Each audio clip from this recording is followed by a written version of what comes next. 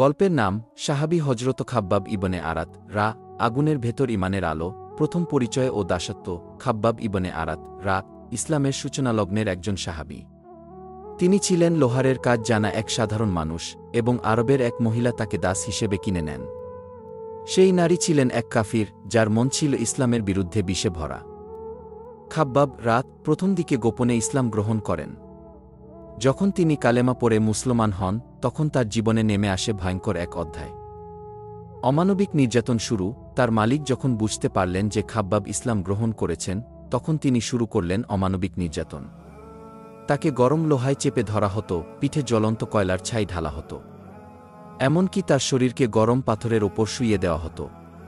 পিঠের চামড়া পুড়ে যেত, মাংস ঝলসে যেত, কিন্তু তার মুখে একটিবারের জন্যও লা ইলাহা ইল্লাল্লাহ অস্বীকারের শব্দ আসেনি।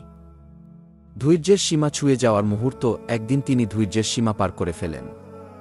কাঁপতে কাঁপতে যান রাসূলুল্লাহ এর কাছে।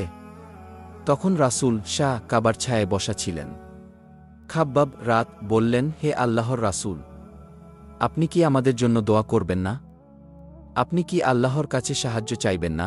রাসূলুল্লাহ তখন তার চেহারায় গভীর দুঃখ ও ভালোবাসা নিয়ে বললেন, তোমাদের আগে যারা ছিল তাদেরকে কাঠের করাতে দ্বিখণ্ডিত করা হয়েছে, লোহা দিয়ে তাদের হাড় মাংস কেটে ফেলা হয়েছে, তবুও তারা দ্বীনের উপর অটল থেকেছে। আল্লাহর কসম, এই দিন পূর্ণ হবে। এমন সময় আসবে, একজন নারী ইয়েমেন থেকে হিজাজ পর্যন্ত একাকী সফর করবে, তার ভয় থাকবে না, শুধু আল্লাহ ও একটি বাঘ ছাড়া। কিন্তু তোমরা ধৈর্য ধরতে পারছ না। ইসলামের বিজয় এবং এক সাহাবীর সম্মান। বছরের পর বছর নির্যাতন সয়ে খাব্বাব জীবিত থাকেন। তিনি বদর, উহুদসহ বহু যুদ্ধে অংশ নেন। ইসলাম বিজয় লাভ করে। মক্কা, মদিনা, ইয়েমেন, সিরিয়া সবই মুসলমানদের অধীনে আসে। মুসলমানদের নেতৃত্বে নতুন দুনিয়া গড়ে ওঠে। তখন খাব্বাব ছিলেন এক প্রমাণ যে ইসলাম শুধু রাজা বাদশাহদের ধর্ম নয়, গরিব দাসদের ঈমানও আল্লাহ কবুল করেন। তার মৃত্যুর সময়, তিনি যখন মৃত্যুশয্যায়, তখন কিছু সাহাবী তার পিঠ দেখে কেঁদে ফেলেন। তারা বলেন, আপনার পিঠের অবস্থা এত ভয়ঙ্কর কেন? তিনি মাথা নিচু করে বলেন, এই দাগগুলো আমার জন্য গর্বের। এগুলো আল্লাহর রাস্তায় আমার কুরবানি। তার জানাজা পড়ান হয় বড় সম্মানের সাথে, এবং কবরস্থ করা হয় মর্যাদার সাথে।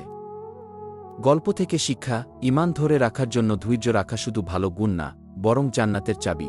কষ্ট কখনো স্থায়ী নয়, কিন্তু ঈমান থাকলে আল্লাহর রহমত স্থায়ী হয়। একজন দাসও যদি ইসলামের জন্য সাহসিকতার দৃষ্টান্ত হতে পারে, তাহলে আমরাও পারি। শেষ কথা: হজরত খাব্বাব এর জীবনের প্রতিটি ক্ষণ যেন আগুনে পোড়া, কিন্তু সেই আগুনে গড়া হয়েছে এক মুমিনের শক্তি। এ গল্প আমাদের শেখায়, কষ্ট যতই হোক, যদি ঈমান থাকে, তাহলে বিজয় নিশ্চিত। আমাদের ভিডিওটি ভালো লাগলে অবশ্যই চ্যানেলটি সাবস্ক্রাইব করে পাশেই থাকবেন।